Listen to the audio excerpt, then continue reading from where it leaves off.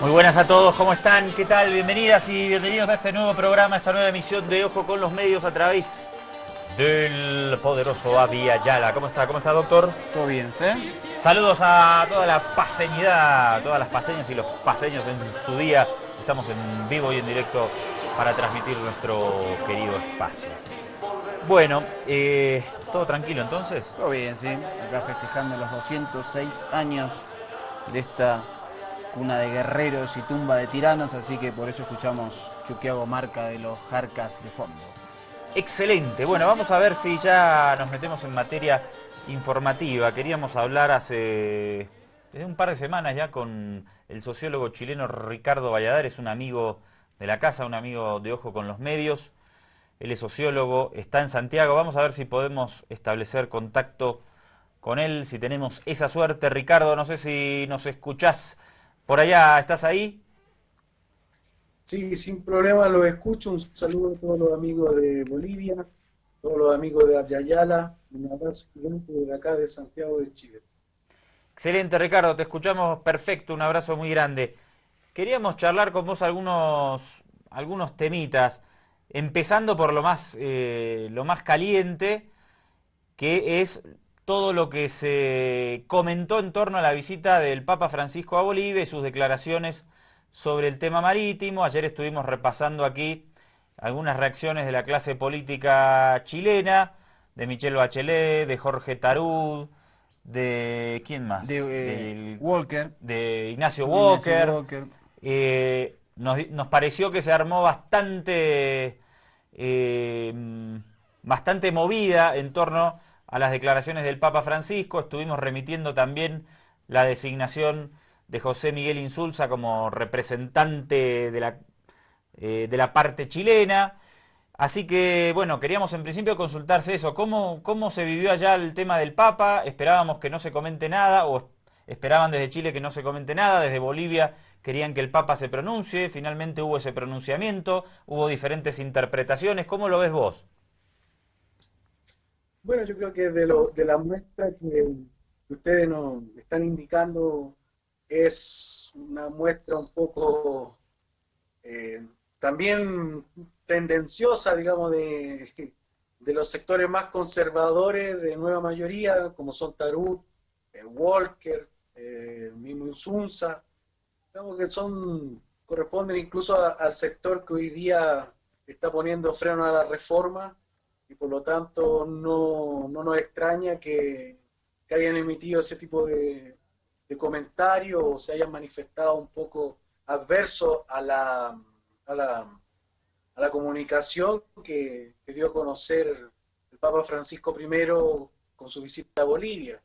Pero sin embargo hay otros sectores también de nueva mayoría, así como una gran parte de los movimientos sociales del país, que lo que entendieron del mensaje del Papa Francisco I es que tanto Chile como Bolivia deben volver a restablecer el diálogo y creo que él no dijo nada que un sector, que los sectores más progresistas de Chile creamos como correcto y que es que el anhelo de Bolivia de tener una salida al mar es un anhelo justo. Eh, Ahora, quienes hayan creído que el Papa Francisco no se iba a manifestar en relación al tema de Bolivia, estando en Bolivia, es alguien que o es un sector o son personas que efectivamente no conocen al Papa Francisco, no conocen su nueva o esa identidad latinoamericana que él está teniendo y hubiese sido absurdo pensar que en Bolivia él no se iba a referir a algo tan sensible como el tema del mar. Hola Ricardo, ¿cómo estás? Te saluda Mariano Vázquez. ¿Se imaginaba, el Papa dice en la Catedral de la Paz, dice, estoy pensando acá en el mar, hace un silencio, mira al auditorio y luego dice diálogo, diálogo, diálogo. Y después lo que también me pareció fuerte que en su retorno a Roma, luego de su visita a Paraguay, se refiere a que el anhelo, no es injusto el anhelo por el mar, e incluso se refirió a que producto de guerras, cuando hay cambios territoriales, siempre hay una revisión del tema. Más allá de que vos hablabas de que, teniendo en cuenta lo que es este Papa, habría dicho algún comentario, imagínate estas palabras, ¿crees que esto puede repercutir o por lo menos en la clase política chilena se piensa que esto puede influir en la Corte Internacional de Justicia de La Haya, que tiene que pronunciarse sobre su competencia en el último trimestre del año? Efectivamente, hay un sector de la clase política que considera que los comentarios del Papa efectivamente pueden servir, es decir, a quien no influye lo que diga la primera autoridad de la Iglesia Católica en el mundo, digamos. O sea, si los jueces, alguno de ellos, se considera católico, efectivamente puede que tenga un grado de influencia, no podríamos negar lo contrario.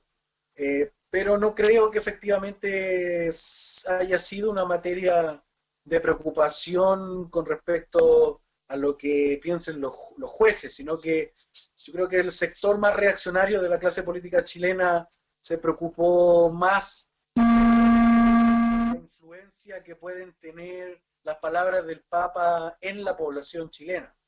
Creo que ahí donde está el meollo y a eso se debe la reacción tanto de Tarut, Walker, así como el mismo Heraldo Muñoz, que o sea, descabelladamente plantea que tajantemente Chile no va a entregar ni un territorio ni ninguna parte de soberanía en el caso boliviano. Creo que son relatos que apuntan más a los habitantes del país más que a los jueces. Creo que se le tema la influencia del Papa y el mensaje del Papa en la población chilena, a debilitar la posición chilena al interior de Chile, más que en lo que estas palabras pueden influir en el fallo de los jueces. ¿Y te parece, Ricardo, que, porque justamente el otro día salió, me parece muy interesante el tema que tocas, una encuesta, y vi algunos números que me impresionaron acerca de la aceptación que tendría dentro de Chile la posibilidad de ceder mar con soberanía a Bolivia? ¿Te parece que las palabras del Papa pueden llegar a importantes sectores de la población y cambiar el punto de vista sobre el reclamo de Bolivia?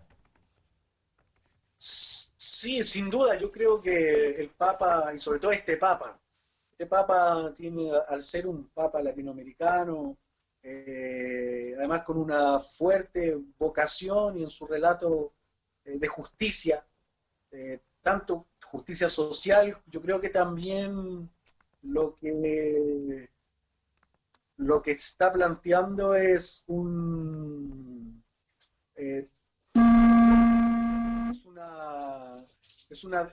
demanda en torno a la justicia. Yo creo que ahí ha habido un cierto reconocimiento en las palabras del Papa por un sector de la población chilena que, si bien puede que no esté de acuerdo en otros argumentos de la demanda marítima, creo que en términos de justicia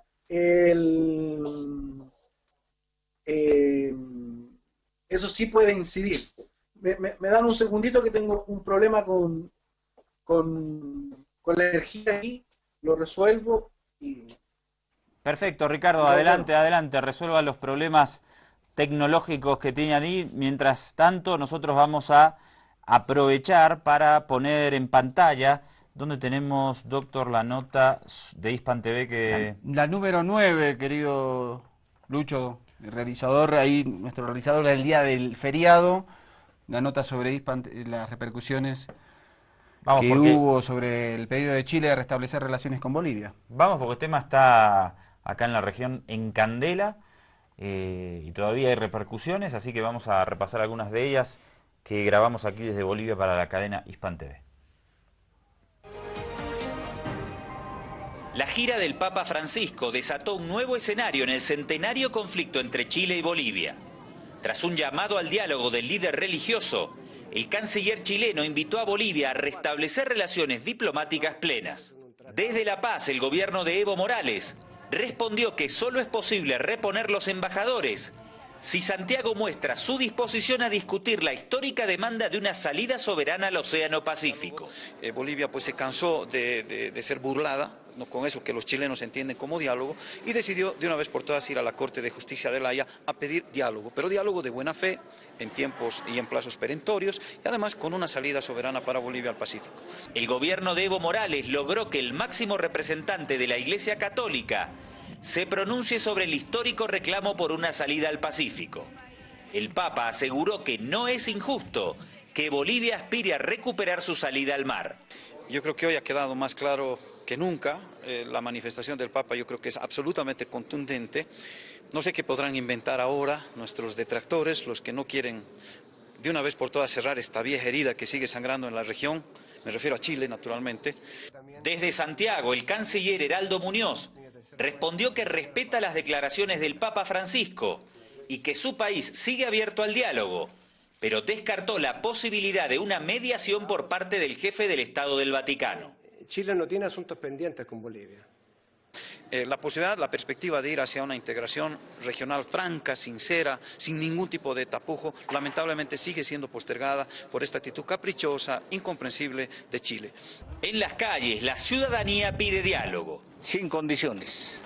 Para el analista Mariano Vázquez, Chile necesita decir que esto es una cuestión bilateral y que nadie se meta en la cuestión porque no ha tenido ningún tipo de apoyo o pronunciamiento internacional respecto a su posición. el gobierno boliviano ha logrado instalar el tema del mar en la agenda pública de manera prácticamente cotidiana. Este es tan solo el último ejemplo de ello, la declaración textual del presidente Morales. Bolivia está en gran campaña para volver al mar. Andrés Allari, Hispan TV, La Paz. Y sobreviví al taxi que venía atrás. Vi. Tuve que correrme rápido, pero zafamos. Bueno, con esto vamos a cerrar el debate o la discusión en torno a la visita del Papa, con un dato que para mí lanzó Ricardo Valladares, creo que ya lo recuperamos desde Santiago, que es muy importante, que es el sentir de la opinión pública chilena ante los dichos del Papa. Y el avance, me parece que la batalla para el lado boliviano, la batalla a dar a mediano y a largo plazo es por la opinión pública de la gente, concientizar o que la gente en Chile sea consciente de que Bolivia necesita una salida al mar. Eso es estratégico para Bolivia y en ese sentido, ya lo charlábamos desde Santiago, que fueron importantes las palabras del Papa. Creo que en eso coincidimos todos. Ahora queremos darle un pequeño, una pequeña variante a la charla con Ricardo Valladares. Marian, te lo dejo en tus manos. Sí, Ricardo, hace unos meses la presidenta Michelle Bachelet, en el marco de una batería de reformas, anunció una asamblea constituyente para modificar la Carta Magna que viene de los tiempos de Pinochet. Luego una crisis derivó en cambios de gabinete y recientemente hizo declaraciones a Radio Universo, a mi juicio desestimando la posibilidad de una asamblea, digamos, como que la reforma quedará en manos, digamos, de los políticos.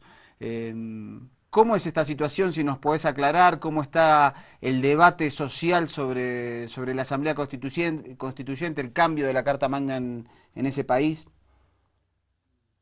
Sí, efectivamente, hace unos meses atrás la Presidenta de la República anunció el inicio de un proceso, lo que denominó un proceso constituyente, en el cual se deliberaría el mecanismo a través del cual definiríamos nuestra nueva Constitución. Lamentablemente,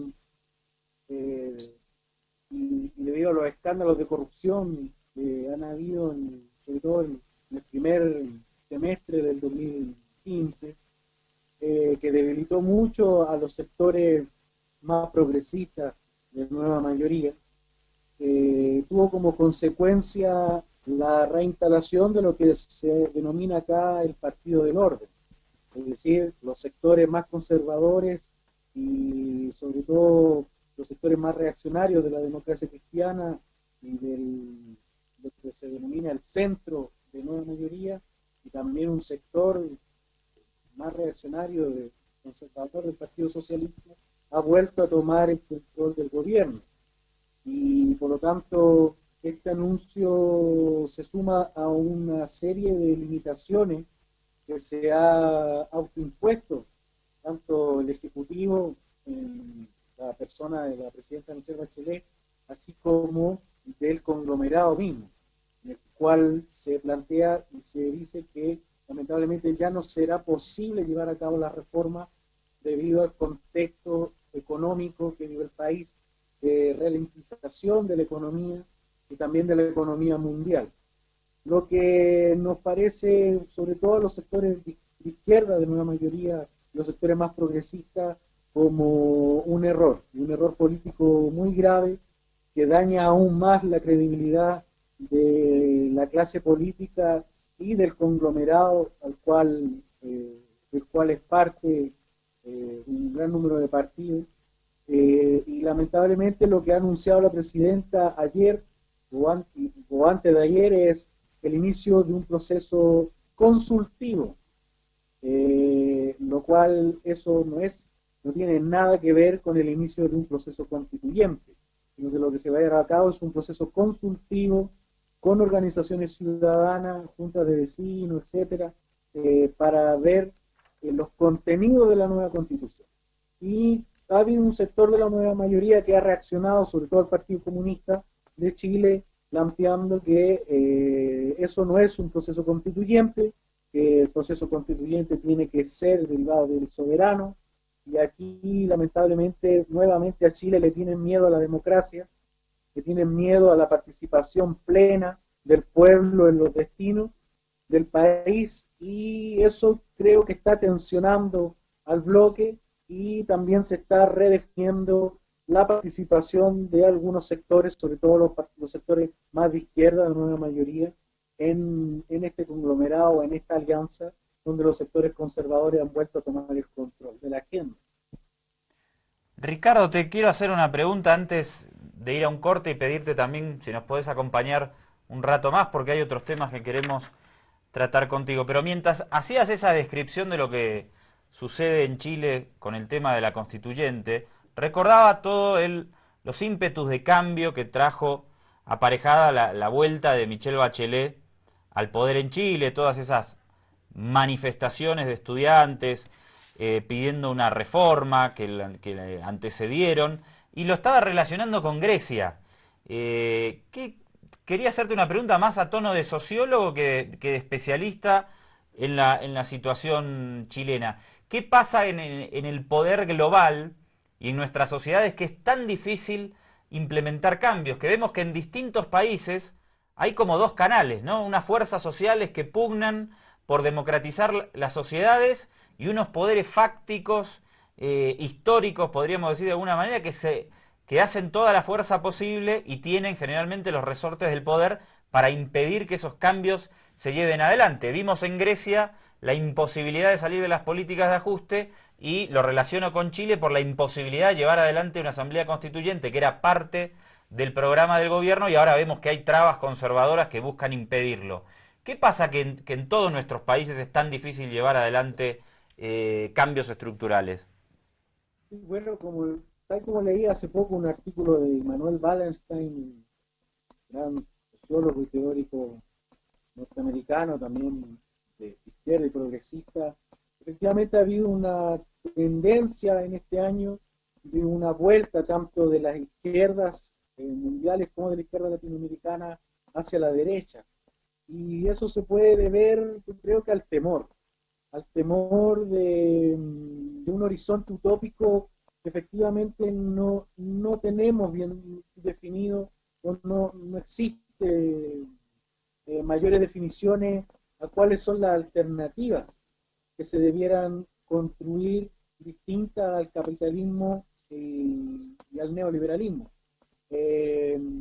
Falta una mayor decisión en que efectivamente incursionar en alternativas políticas y económicas y también institucionales no necesariamente serán de manera ordenada, graduales, y creo que el temor del miedo a la vuelta de ciertos regímenes que nos llevaron al desastre, al asesinato, a la matanza, en los años 70 y los años 80 vuelvan a aparecer. Creo que hemos terminado siendo más conservadores que los propios conservadores. Entonces a eso se debe un poco, creo yo, esa vuelta a lo que aquí se denomina ahora, y el nombre nos parece que lo puede simplificar muy bien. La presidenta Michelle Bachelet habló de que vamos a iniciar un proceso de realismo sin renuncia. Eso en realidad es también, nosotros ya lo conocimos en el proceso de transición chileno a la democracia cuando se habló de justicia en la medida de lo posible. Es decir, creo que en la misma izquierda, los mismos sectores progresistas, nos hemos autolimitado y las élites, sobre todo políticas, una vez que llegan al poder, al control estatal, al control del gobierno, para poder mantener eso y poder tener lo que se cree dar un paso seguro hacia el futuro, hemos transado y nos autolimitamos en que efectivamente lo que significa avanzar hacia el futuro y en un horizonte utópico de alternativa significa un riesgo. Y las élites políticas, ya sean de izquierda o sea, aunque sean progresistas, no quieren ese riesgo. Ricardo, pero ¿a vos te parece que todavía en Chile hay una perspectiva de que si se intentan transformaciones muy osadas, por decirlo de alguna manera, puede haber un retroceso hacia una dictadura militar? ¿Eso se palpa dentro de los sectores progresistas de la clase política chilena? No, mira, yo creo que efectivamente no lo ven como una alternativa real, pero los miedos y las paranoias justamente son construcciones psíquicas o imaginarias de algo que efectivamente no existe en la realidad, pero que aún así en el ethos o en el imaginario o en la psiquis colectiva de nuestra clase política eso está latente. Por eso te digo que es una especie de paranoia y de autolimitación que nos ponemos por sí mismos. Por lo tanto, si bien no es una alternativa real, la vuelta a los regímenes, sí existe ese miedo, ese temor, ese peso en una psiquis colectiva de la élite política que no quiere de nuevo, no quiere un desorden, no quiere avanzar hacia procesos más revolucionarios, aunque estos sean dentro de un contexto democrático. Porque le temen miedo a la reacción. Tú dijiste, los poderes fácticos y la reacción siguen siendo muy sólidos. Y la conexión a la economía mundial, lamentablemente, sigue estando con Europa, por eso Alemania ronca, sigue estando con Estados Unidos, por eso Estados Unidos ronca. Es decir, lamentablemente dependemos, seguimos siendo economías dependientes, Grecia también, Latinoamérica también. Por lo tanto, se requiere conectarnos a un nuevo bloque de poder económico alternativo y que estamos viendo cuál ese es y que aún se mira con desconfianza la posibilidad y viabilidad futura en el largo plazo de, por ejemplo, el BRICS. Se desconfía de aquello. Perfecto, Ricardo. Me parece que estamos manteniendo una charla muy interesante. Varios temas, la constituyente en Chile, el tema bilateral entre Bolivia y Chile, las dificultades de todos los procesos políticos y de la humanidad en general por llevar adelante y consolidar la democratización de nuestras sociedades tan necesarias, en algunos lugares seguramente más que en otros, cada uno con los procesos inherentes a su propia evolución. Yo quiero y te invito, Ricardo, si nos podés esperar el corte, nos gustaría charlar un tema que nos quedó pendiente contigo, que es la cuestión del nacionalismo que vimos con algunas cuestiones en torno a la Copa América que se disputó en Chile, y de paso felicidades que ganaron allá la final. ¿Nos bancás ahí para que lo charlemos a la vuelta? Tenemos también algunas imágenes que queremos compartir contigo y con todos ustedes a través de la Vía Yala. Yo encantado. Dale, vamos a hacer un corte entonces. Mantenemos esta comunicación en vivo y en directo con el sociólogo Ricardo Valladares a Chile y queda hecha la promesa sobre la mesa. ¿Cómo viste lo del nacionalismo en la Copa América?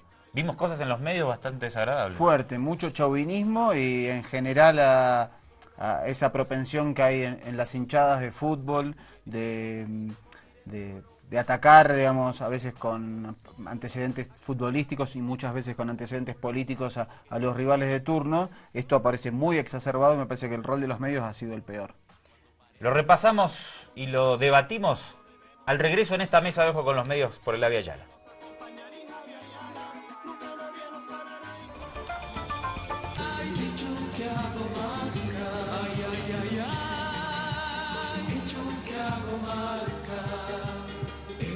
Bueno, arrancamos este bloque de ojo con los medios y volvemos a conectarnos con Santiago de Chile. Queríamos charlar porque estábamos debatiendo en esta semana o intercambiando con el sociólogo Ricardo Valladares sobre el tema del nacionalismo que habíamos visto surgir en diferentes expresiones populares y otras exacerbadas por los medios de comunicación durante la Copa América. En principio te querría pedir una reflexión sobre este tema. ¿Qué te llamó la atención a vos, Ricardo, sobre esto? Incluso acá en el Ojo con los Medios también hablamos de que tuvo que salir a hablar Javier Mascherano, que es como el líder de la selección argentina, para calmar un poco los ánimos antes de la final de la Copa América, donde se había puesto el tema de Malvinas, argentinos acusando a chilenos de haber apoyado a Inglaterra, chilenos responsabilizando a los argentinos por su falta de personalidad, por decirlo de alguna manera, para sobrellevar la guerra de Malvinas. ¿Cómo viste vos la Copa que además obviamente se vivió y se disputó allí en Chile, Ricardo? Sí, bueno, creo que lamentablemente esta Copa América estuvo marcada por lo que tú planteas, que fue la exacerbación del sentimiento nacionalista y chauvinista en lo que fue la expresión de los hinchas, yo creo que de todos los países, y el rol que jugaron los medios fue también esencial para que hubiera esa disposición tanto del hincha que estaba acá viendo en vivo la Copa América y ese hincha que estaba detrás del televisor. Y creo que tiene vinculación con lo que también estábamos hablando, con ese conservadurismo que tenemos, como esa falta de seguridad respecto al futuro, que nos hace refugiarnos en esta identidad abstracta e imaginaria de lo que son estos nacionalismos que en el caso de América Latina aún sorprenden, porque es decir, donde tenemos un continente donde todos hablamos de integración, donde todos hablamos el mismo lenguaje, tenemos una historia de independencia común, es decir, no creo que, o sea, si bien tuvimos libertadores que jugaron un rol en la independencia en cada país, creo que tenemos San Martín por el sur, a nivel regional, y Bolívar, lo que fue en la parte norte de Sudamérica, entendiendo los países que jugaban en la Copa América. Entonces creo que también hay un pensamiento conservador que no hemos sido capaces de superar, y que también tiene que ver con el miedo, con ese miedo al futuro, esa inseguridad, que nos hace refugiarnos en estas identidades imaginarias para poder enfrentar lo que viene, para podernos sentir parte de un algo que los inventamos y por lo tanto echamos mano a esa exacerbación del lenguaje y pasamos más allá de lo que significa el deporte. Sí, creo que en el caso de Europa... Dime. No, sí. Pensaba que no estamos haciendo un ataque al fútbol o algunos típicos relatos que se hacen en contra de que se canten los himnos, o no tiene nada que ver en contra del deporte. No estamos haciendo un análisis academicista, sino que realmente vimos cosas, tanto desde Ricardo en Chile como nosotros aquí, que nos llamaron la atención. Y vamos a escenificar y poner en pantalla alguna de ellas para que ustedes puedan verlo con más precisión. Lo primero es una parodia que se hizo en la televisión chilena en contra de los colombianos. Vamos a verla y después lo hablamos con Ricardo, y después además tenemos el relato de un comentarista argentino, impresentable, más que desagradable, repugnante en contra de Chile. También hubo ataque en contra de la selección de Bolivia en la televisión peruana. Entonces, esto es lo que estamos criticando y destacando. Vamos a ver el primer caso. En la noche del sábado fue emitido en la televisión chilena una parodia que decenas de televidentes calificaron en redes sociales como xenófoba, al relacionar a una mujer colombiana con drogas y prostitución. El hecho ocurrió en el programa de televisión Morandé, con compañía del canal de televisión chileno Mega. La parodia fue interpretada por la actriz Belén Mora, quien, vestida con prendas alusivas a la bandera colombiana, apareció en una escena que con una cafetera y posteriormente utilizó lo que parecía un bloque de cocaína para agregarlo al café. Le tengo café de Colombia. Ay, qué rico. Qué rico, un cafecito, mi amor. Sí. Ay, pues, ¿quiere uno? Sí. ¿Lo quiere con malicia? Un poquito, ¿ya? Ay, bueno, pues, ya le echamos un poco de malicia. No. ¿Cómo se le ocurre que va a que echar? tengo la malicia acá. No, linda. Esa no es la malicia. No, ¿Quiere una cucharada? No. ¿Cómo se le ¿Quiere ocurre? dos? Ay, pues, señor. El presentador del programa, Quique Morandé, como parte del espectáculo, le preguntó si había llegado a Chile por la Copa América y ella le respondió, ¿por qué otra razón una colombiana vendría a Chile? Remató diciendo que le habían recomendado ponerse con un café con piernas y le señalaron cómo debía cobrar. 50 la hora, 30 la media, 15 el momento y 10 la probadita. Tras esta controversia, Mora expresó disculpas a la población colombiana por su interpretación. La verdad que me siento pésimo, me estoy muy triste, nunca fue mi intención, la verdad, el que el pueblo colombiano residente en Chile y los extranjeros se sintieran mal. La idea fue hacer una parodia exagerada, como yo siempre lo he hecho, y agarrarme de ciertas cosas, pero en ningún caso quise decir que todas las colombianas sean o colombianos sean prostitutas y narcotraficantes. Bueno, el caso está fuerte. Tuvo que salir a pedir disculpas diciendo, no, yo no quise. ¿Y qué quiso hacer? Uno más, somos adultos, somos profesionales, nos ponemos frente a una cámara, tenemos que tener un mínimo criterio para saber qué mensajes estamos emitiendo a la población. ¿Qué pasó con este caso en Chile, Ricardo? Me parece también en un marco de miles de colombianos que han llegado los últimos años a Chile para ganarse la vida. Me parece que no solo Chile. ¿Cuántos problemas tuvimos en Argentina con la migración de los países limítrofes por temas de discriminación?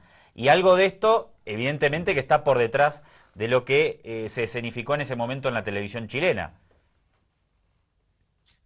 Sí, bueno, no va para advertir que ese es uno de los principales programas de idiotización de la mentalidad chilena, y lo más probable es que el guión no lo haya hecho el artista, sino que se le haya impuesto, ya que efectivamente tuvo que salir a pedir disculpas. Pero yo creo que tenemos que también dar gracias a que hoy día los artistas que cometen ese tipo de exabruptos de xenofobia se ven constreñidos a tener que dar disculpas públicas. Creo que eso hace 5 o 10 años no hubiese importado, hubiese dado lo mismo. Creo que también la presión de algunos medios, y más que de los medios, bueno, sí, las redes sociales son medios alternativos,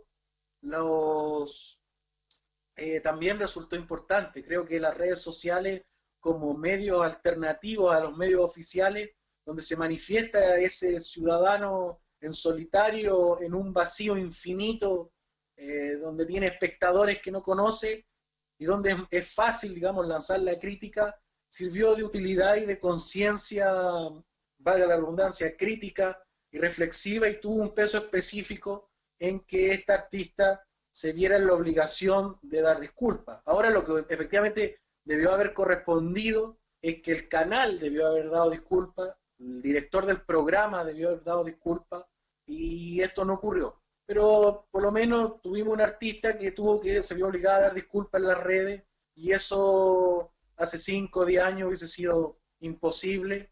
Así que creo que en algo vamos avanzando. pero efectivamente resulta triste y denostable que tengamos estos casos de hacer chiste o cómic de dos grandes problemas y grandes tragedias que se viven en Latinoamérica, y sobre todo en el caso de las mujeres que vienen en busca de nuevos horizontes, de darle bienestar a su familia, y que por la misma discriminación no encuentran otra manera de resolver los problemas que no sea, lamentablemente, no son todas, sino que un sector, pero que en la urgencia no ven otra manera o son parte de redes de explotación sexual y de trata de personas, y que entran en esta desgracia de la prostitución. Bueno, y esto obviamente que no es exclusivo de la televisión chilena. ¿Qué vemos a continuación, Marian? Bolivia y Perú jugaban el partido de cuartos de final para definir su pase a semi en la Copa América, y la televisión peruana decidió hacer una parodia sobre el partido entre ambas selecciones, pero en este caso con mujeres. Mirá cómo personificaron ese partido de fútbol. Y comenzó el partido de Pista Perú. La tiene Linda Castañeda, quería con Melissa Paredes. Salió. El árbitro lo veo físicamente impecable al señor Rondón. Esto recién empieza. Está en su mejor forma, Tanque, ¿ah? Vamos, vamos. Sí, lo veo bien. Bolivia, Está como saca Bolivia. Aquí venía la mamacha, cuidado, defiende bien, viene Ferreiro. ¡Ferreiro! Casi, Andreita. Tapa bien la arquera de las mamachas. Que mete un saque ahora. Bien Melissa. ¡Andrea! ¡Se viene el gol! No. Creo que a Andrea Ferreiro le falta un poco de entrenamiento. Melissa Paredes. Melissa es la que más la conoce. Olinda. Busca Perú, cuidado. Quería por ahí Luciana. Vamos, Luciana, no te... Andrea Silloni está como loca. Daniela Silloni está como loca ahí, esperando que le llegue la bola. Vamos a ver. Vamos, chica, vamos, Olinda. ¿Qué hace prendido en México? Luciana. Nada. Vamos. Andrea. Andrea, tú la tienes. Tiene Ferreiro. Dale, Andrea. Salió. Esquina, ¿no? No sé cómo. Al rincón, señor árbitro, por favor, más atento. Corner, eso nos favorece. Oye, corner para Perú. Saca Olinda. Eso es trampa. El árbitro está vendido totalmente, ¿eh? Va a sacar el equipo de las mamachas. Nada. Y el saque, cuidado, Melissa. Viene Olinda, quiere patear, Luciana. Ahora defiende a las mamachas. Con todo, pusieron mucha fuerza. Bueno, acá vemos, acá hay, me parece que varias interpretaciones. Podríamos decir, Mariano, que no hay ningún problema de discriminación porque la identidad de los bolivianos principalmente y a nivel internacional está significada por la mujer de pollera del altiplano. Sin embargo, en el marco de una emisión de la televisión peruana, vemos que las peruanas son esbeltas, altas, todas son súper modernas. Blancas. Blancas, obviamente, y las cholitas son, qué sé yo, bajitas, morenas. Y eso en el seno de la sociedad limeña, que es tan discriminatoria, no solo contra Bolivia, sino que la sociedad limeña tiene un problema de discriminación muy fuerte en contra de las propias poblaciones del sur peruano y del altiplano peruano. ¿Cómo ves vos este caso? No, y aparte, bueno, lo que tiene el chauvinismo o la xenofobia es que se agarra de un estereotipo y lo explota de manera negativa. Acá hay una explotación de manera negativa de una característica que no lo es, que es que, digamos, la identidad de las cholitas bolivianas claramente fuerte, pero vemos también el uso despectivo del lenguaje del relator de ese partido, que le dice las mamachas, digamos, hay un uso, digamos, y una discriminación en este caso. Incluso que lo que tiene que ver también con lo que siempre sucede en Lima es lo citadino contra lo rural, ¿no? Exactamente, eso es fuerte y bueno, lo vemos todo el tiempo, ¿no? Como digamos, la discriminación a las poblaciones originarias en nuestra América. Ahora vamos a ver un caso más que es muy desagradable, en este caso un relator argentino, en Mendoza provincia argentina, departamento argentino limítrofe con Chile, está a la misma altura de Santiago, y el día de, ¿qué es? ¿La final? La final, cuando se están por patear los penales. Vamos a compartir el relato, es tremendo, fíjate. Va a pegar uno de los máximos exponentes de los traidores. Le va a pegar a Arturo Vidal. Lo va a cerrar Vidal, porque está Romero. ¡Va Vidal! ¡Ay, se le escapó a Chiquito! ¡Se le escapó a Chiquito! ¡Era tuya, Romero, querida! ¡Me quiero morir! Vamos Romerito, Alexis la pinchó. Esto ha terminado. Se desvirgan los traidores hijos de puta y se alzan por primera vez en su historia con la Copa América. Una copa que compraron desde el minuto 1, en donde pusieron plata para pasar todas las fases, en donde en esta final el árbitro incidió absolutamente, no en el resultado, sino en inclinar la cancha para que todo sea para ellos. Celebra el pueblo traidor, el que cuando lo hemos necesitado nos dio vuelta la cara y hoy se regocija echándonos. La mujer no, la presidenta de Chile, porque el adjetivo mujer le queda grande, porque con esto de la liberación femenina y de la lucha de las mujeres por la igualdad, lo que hizo esta señora, sobornando a cuanto árbitro y a cuanto pudiera, no representa el género femenino. La mujer no es eso, la mujer es mucho más. No merece ser llamada mujer, Bachelet. Así que no le voy a decir la mujer, porque la mujer vale de verdad.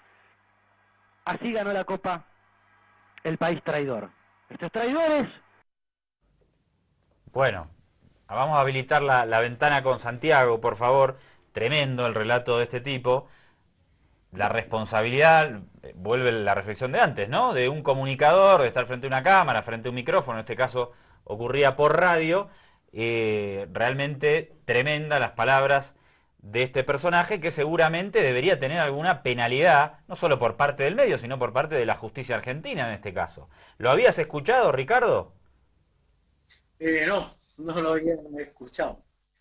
Pero creo que hay un elemento en común en los tres videos que vimos y que creo que es un componente insisto, del nacionalismo y del conservadurismo preponderante en América Latina, que es la violencia de género. Como podemos ver, la personificación en los tres canales de los tres países, los tres programas, corresponde a una denostación de la mujer, en primer caso, como primer elemento. Un segundo elemento es la generalización. Por una parte, sí, la generalización de que todos los chilenos fueron traidores, todos los peruanos son de una determinada manera, todos los bolivianos son también de una determinada manera, todos los argentinos, todos los colombianos. Es decir, hay una generalización que más que generalización es una totalización totalitaria de los habitantes de un país. Es decir, tal como decía Mariano, se genera un estereotipo, pero el problema es que este estereotipo es un estereotipo totalitarista, ¿no? Donde, es decir, no hay distinciones entre los chilenos que efectivamente vivieron y sufrieron la violación a los derechos humanos, la persecución, la pobreza de las medidas de ajuste de quien decidió apoyar a Inglaterra en la guerra de las Malvinas, y apoyar a Inglaterra también pisotaba a su propio pueblo, y que era una dictadura cívico-militar dirigida por Augusto Pinochet. Es decir, no hay distinciones. El otro elemento tiene que ver también con ese... por una parte, como decía, tenemos el tema de la violencia de género, por otra parte la generalización, y un tercer elemento que está muy asociado a la generalización es efectivamente el entender al otro como enemigo.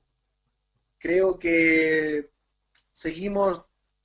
el pensamiento conservador, insisto, no sigue siendo el pensamiento dominante, por lo menos en los medios, en América Latina, y creo que falta un mayor control ciudadano o una legislación que castigue este tipo de conducta en los medios en los medios masivos. Y resulta lamentable también. Realmente es lamentable y la verdad que hay más cosas que quiero charlar contigo, pero ya nos quedamos sin tiempo, tenemos que hacer una pausa y apenas nos va a quedar un minutito para despedirnos. Te mando un abrazo grande y muchas gracias por compartir este análisis entre todos los televidentes de Ojo con los Medios y del canal La Vía Yala. Tratamos de dar aquí también en este sentido una imagen más de integración que de quiebre y separación entre todos nosotros, ¿no? Nosotros dos argentinos desde aquí, en un medio boliviano y con un sociólogo chileno en vivo desde Santiago. Un abrazo grande.